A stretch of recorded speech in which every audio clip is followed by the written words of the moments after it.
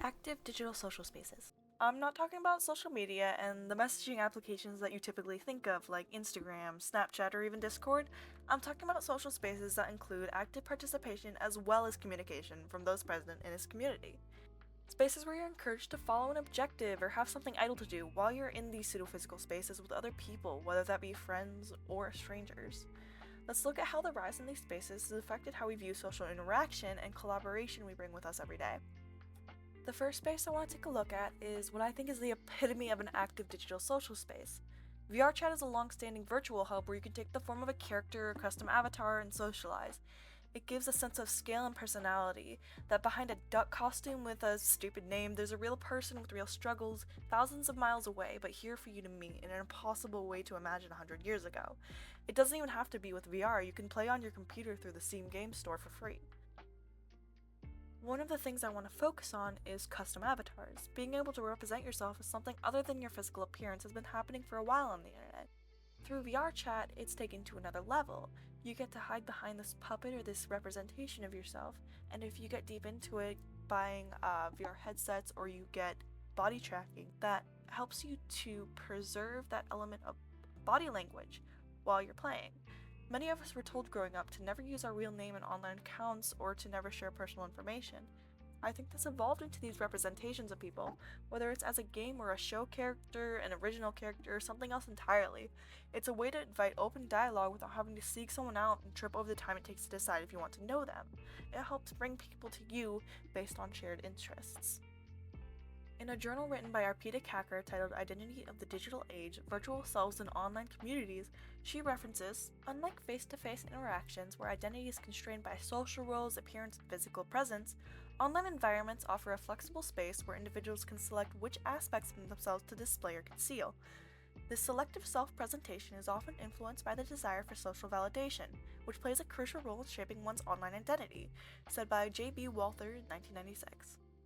Hacker themselves also says that the anonymity provided by the internet fosters exploration of different identities.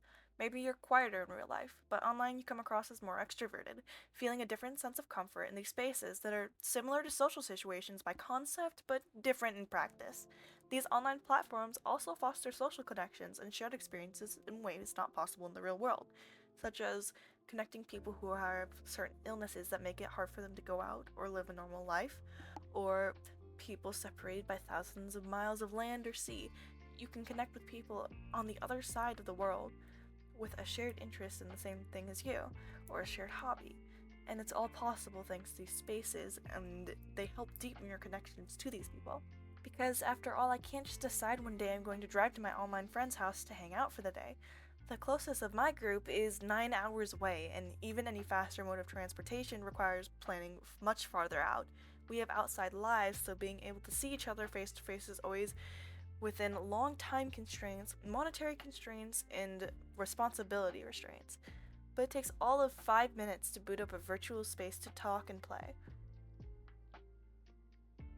March 2020, it's the official start of the pandemic, and VRChat started having a massive uptick in searches that has sustained itself to this day. Even at the other end of a global pandemic, these spaces are being cherished and sought out. Now, I want to see why from one of my friends who has a extensive history being online. Okay. So, alright. Okay. What name do you want to go by for this interview? I guess I'm just gonna be going by Lifecraft. Yeah. Okay. Just fine. Mm-hmm. Okay, so how long have you been in digital spaces? In terms of like, maybe I'd say general social media, about a decade maybe? It's just kind of been a thing that's always been around, and I haven't necessarily been within communities for a long time, but like, it's always just been a presence, you know, so in that sense, I'd say a decade. And what has been your best experience socializing in these places? Probably realizing, like, just over time kind of realizing, it's like, hey, there's actual other people who are like me on here, right? Because, like, being out, you know, IRL, right? It's it's definitely still a lot more of a thing of I tend to not feel as easy to find people who I actually relate to much, especially in the kind of culture that I live in. So just going onto online spaces, it basically just gives me a place where I can look for the kind of people I want to find. And like usually just finding those people is always really, really fun. It's just a great experience. VR chat specific. What type of worlds do you prefer to be in? So far I've really found like idle little worlds where you can socialize and also just have something to do tend to be some of my favorite, just because I like hanging out, I like talking with people, I like just just socializing, being in a social VR chat platform. Who would guess you socialize? But at the same time, like when everybody's always just sitting there talking, there's occasionally like moments where there's nothing to talk about or getting bored. And it's just nice to have these little idle spaces for that, right? And there's just a lot of those recently. So pretty much just that, yeah. Little social spaces that are chill but still offer something to do. Yeah.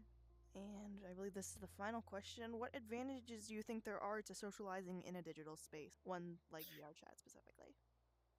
Yeah, I think a lot of it is that there's a bit of a sense of being anonymous. There's a good chance you'll never see a lot of these people again, right? So there's a little bit more margin of error. You don't have to stress out as much as you would IRL, because IRL you mess up, but the people who you mess up in front of, all in all likelihood, probably you're from the area that you're socializing in, right? Mhm. There's a good chance you're going to see them again. There's a good chance they're from similar social circles. So there's a bit of almost a pressure to make sure that you get it right. Which isn't to say that I don't necessarily want to value the interactions that happen here, but for a lot of people who are more socially, like socially anxious, it's just nice to be able to be with people and know that it's maybe okay to make a mistake or two, because chances are it won't follow you if you just do something a little bit silly. Yeah, just be not good at being social. Now, onto the second active space I'd like to focus on today, the infamous video game voice chat lobby.